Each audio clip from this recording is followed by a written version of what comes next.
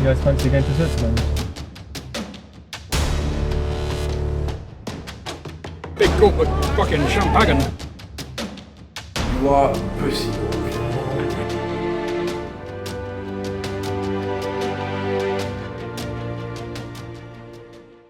Start of day 2 after a night filled champagne and rugby players getting the dicks out.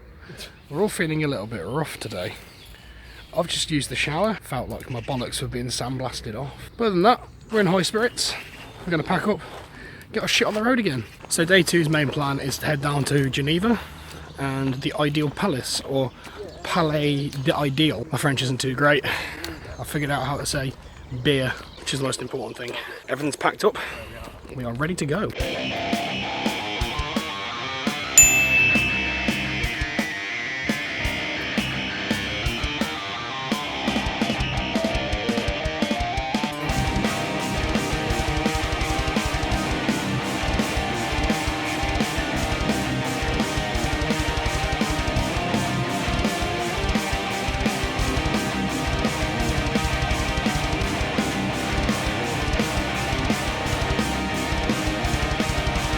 Three guys that speak absolutely no French, we managed to get ourselves around the menu, order and get breakfast. That is a traditional French thing.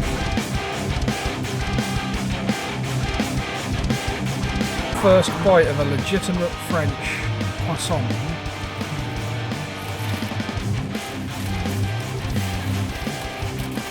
Tesco's missing out, these are fucking amazing.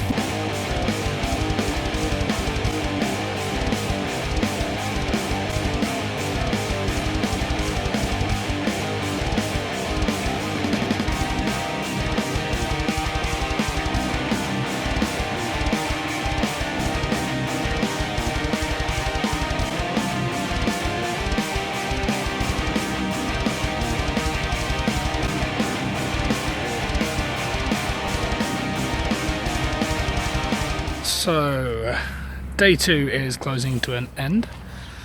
We have driven for about 6 hours down all of France to get to near Switzerland. We're going to go see the Ideal Palace tomorrow, which is a palace that somebody made because they're a postman out of stones or something. I don't know the ins and outs of it, but it happened that it's there, which is literally about 5 minutes that way. We're all shirtless at the moment because we're boys on tour. Lads. Time to embark into the town. Find some food because we're all very hungry. That's a fucking ice. A bath of just pure ice.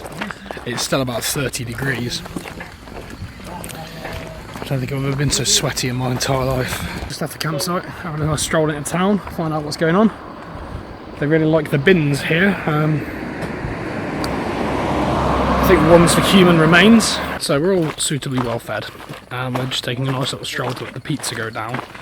To the Tomb de Facto, which I believe means the death of industry. My French isn't too great.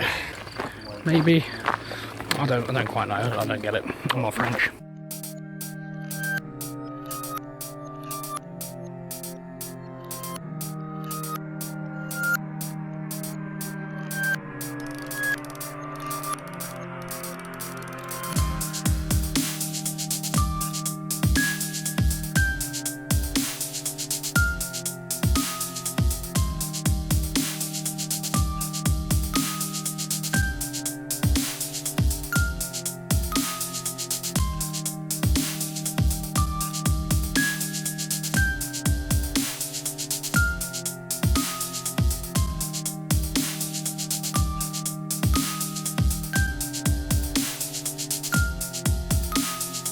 So we've come to the Ideal Palace at night time just to see what it was like, and as impressive as it is, it's shut. So day 3 is going to be a trip here just to see what the Ideal Palace actually looks like.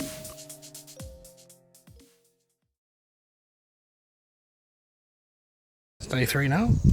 It's 10 o'clock, we're early birds, tents are down. Gonna find breakfast and then go back to the Ideal Palace, and then we're gonna switch back into Switzerland and see the mountains, and hopefully it's gonna be a little bit colder than it has been here in France, because when you're ginger, this isn't the heat you want to be in.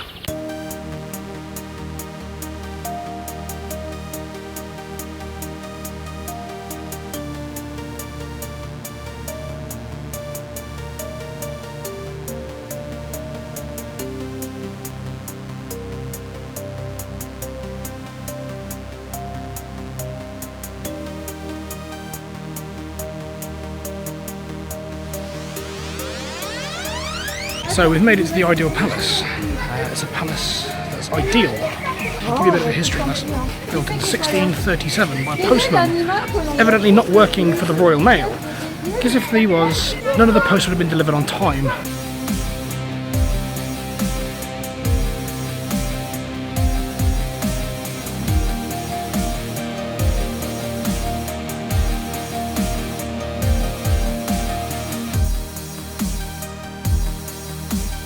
Carved predominantly out of sandstone and little bits and pieces he's picked up from B&Q and Wickes on the way, this beautiful palace was made to be the ideal living environment. One thing it's missing though is electricity, lights, working toilet facilities and running water.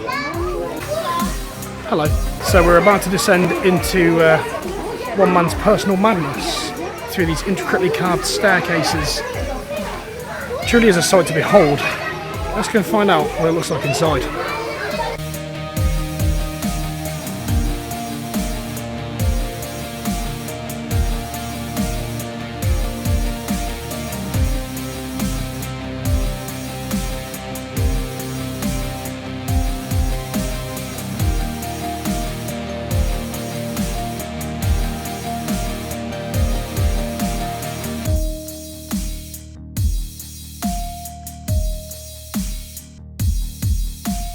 Take some to Caleb through the secret stairs.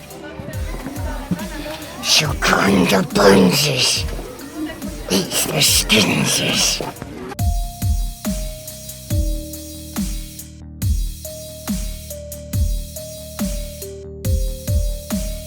I pulled a favour and brought in Andrew Young, independent property developer and analyser. Tell us how much this place is actually worth. It's very clever in using neutral colours for stone. By creating neutral colours, it means people and potential visitors, when they come in, can look at it and adapt to their own furniture and stylings. Overall, I think lack of electricity though and lack of waste disposal might be a bit of a, what's the word I'm looking for? Big deal, I think, because considering today's market, Mr. Norton, I think you're looking at between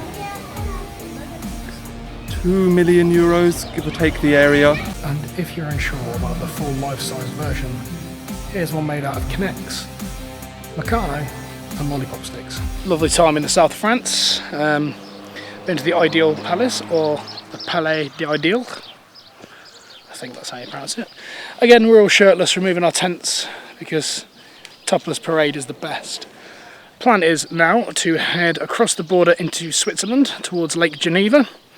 Take a well-earned dip in the water, go see some mountains.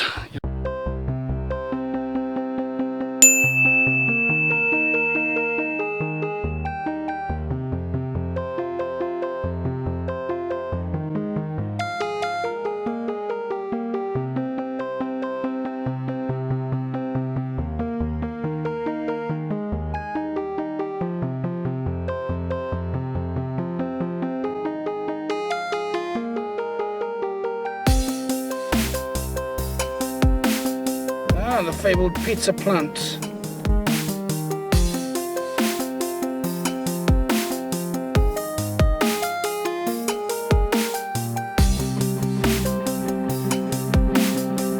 We've gone from Warwickshire to Middle Earth in about 2 hours.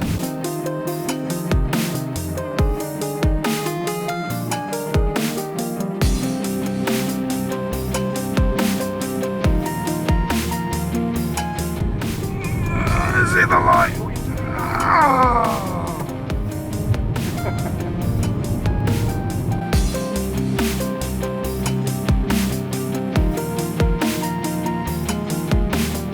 The team and I have made it all the way to Lake Geneva in Switzerland. There's the lake. It's currently about 75 fucking degrees and I'm chosen to sit inside my tent for a minute. We're gonna go jump in the lake, get rid of the bollock broth and then have a mosey on round.